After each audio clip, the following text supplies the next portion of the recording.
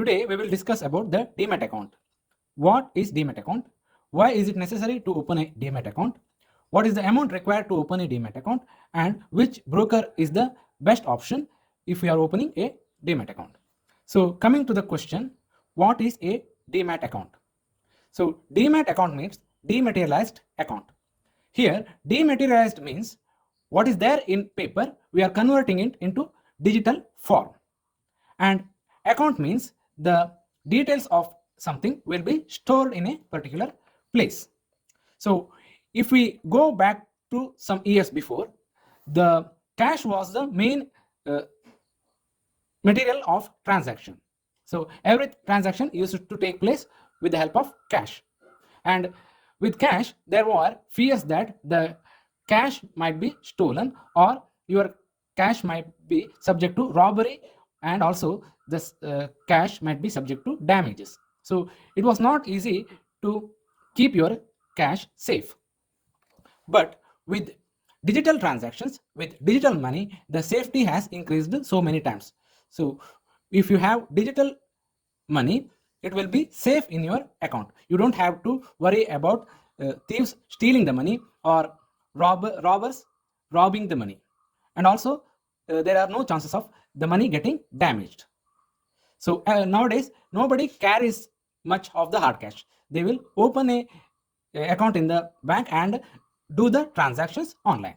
So in the same way, when the shares used to be in digital form, it was called as share certificate.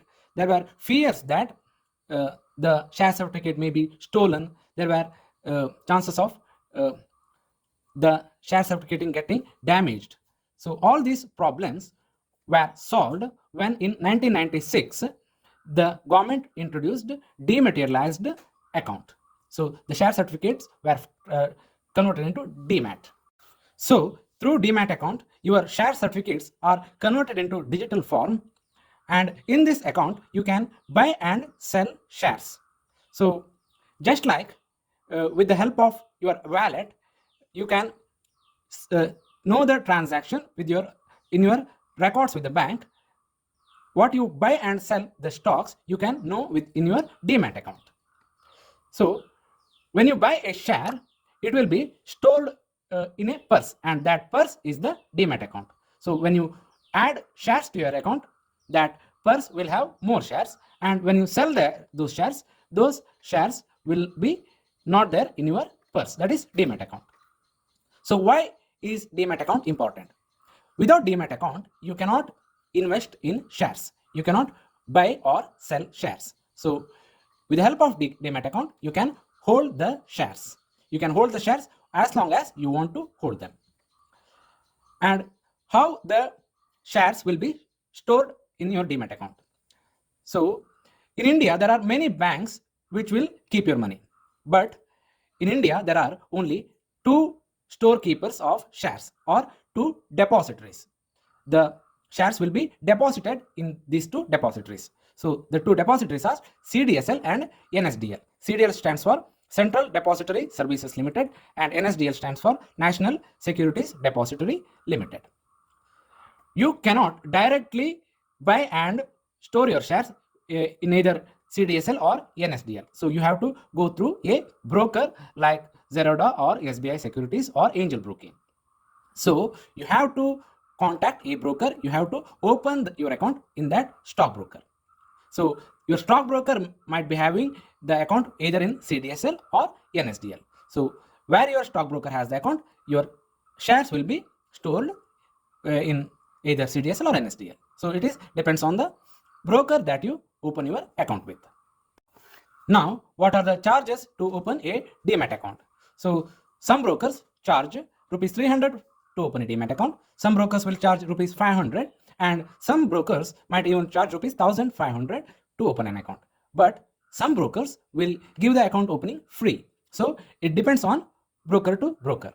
And also the commission that is charged will also vary from broker to broker. Some brokers will give free delivery. Some brokers will charge higher charges for delivery even than the intraday. So again, it will vary from broker to broker. Which broker to choose? It depends on your trading, how much you trade. So if you trade very frequently, you will have to choose a broker who charges less for buying and selling.